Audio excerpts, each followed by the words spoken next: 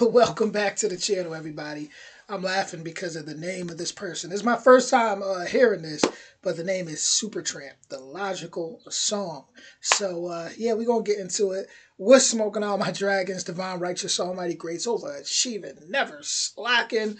And this seems like a oldie, so I will not say anything until the end. Original link in the description if I didn't say that. And we're going to go right into it. Here we go.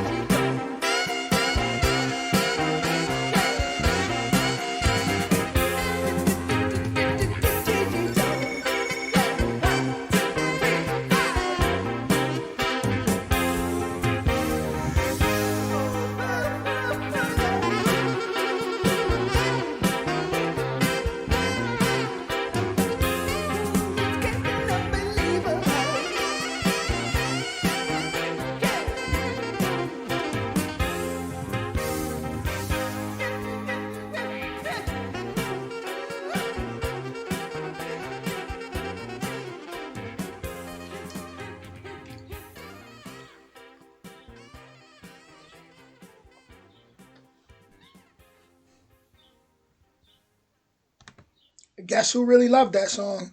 I did. I honestly really loved that song because she talked about things that I speak about, which is, see, as a child, the world feels so magical. You're running around, you're ready to connect with Earth. You got kids, they picking up bugs and stuff. You're like, hey, what are you doing? But they're connected with with the planet. they don't see they don't have the indoctrinations we have as adults. So then, as they get older and they go to the school system, right? They get indoctrinated. They start to learn, no, you got to be presentable. You got to be like this. You got to be like that. You can't do that. You'll be called crazy or looked at as a certain way, or that might be taboo. That's not acceptable in society. Even when you look at Native American cultures, they had to go to those schools. What were they called? But those schools to teach them how to be civilized. The boarding schools, I think they were like boarding schools, but it was to teach them to be civilized. Like we had to go through these programming to be civilized, right?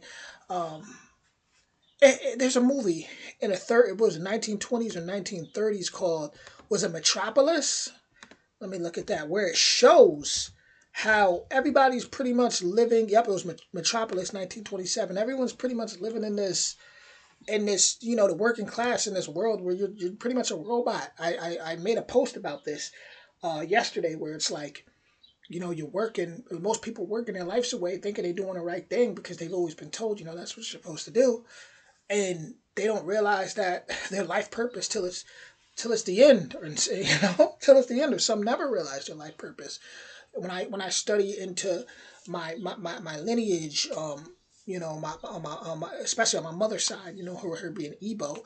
When I look at that lineage, and I realized how advanced they were, and how we've been taught to think that the ancients were barbaric, uncivilized savages. And the truth is, they were living, what we look at as, mud huts, and a lot of them were living in structures that were made based off sacred geometry, and they knew how energy flowed. Whereas now it's like we're living in like boxes, like cubes that kind of trap energy. We're sleeping on beds that hurt our backs, and like there's a certain way our bodies are made to be. Even with these, a lot of these shoes, they're not good for our feet. We're supposed to be barefoot out there connecting. When I think about those ancient tribes, and I'm not saying it's always been peachy, but they woke up, they cherished the sun that was shining on them. They had the agriculture. You wake up right to it. You wake up. The beach right there. You wake up. You get all this for free. You got your tribe with you. Things happen. Some go to war, all that. But to sit here and make an excuse like, oh, they were all just savages, is just an excuse to kill them and take their resources.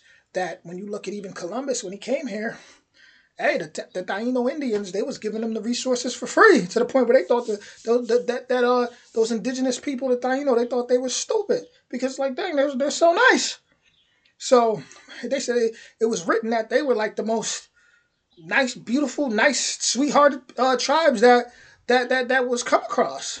That they, like, seriously. And man, so when you look at that history and you just realize, like, man, like, a lot of things that we think was uncivilized or unadvanced, or the things that we think is advancements today, being reintroduced. How do we know it's not reintroduced to us with a price tag, right? How do we know it wasn't already there? How can we be so sure? She broke down a lot, as far as just becoming a robot. You can't. This place rips the peace and happiness right out of you. You can't just be happy. You can't just be different. You can't just be free because it's not acceptable. You can't be a man with long hair. Like, come on, it's ridiculous. Like, come on, let's long hair. Like, your hair, everything. Like, just be free. Be you. Accept each other.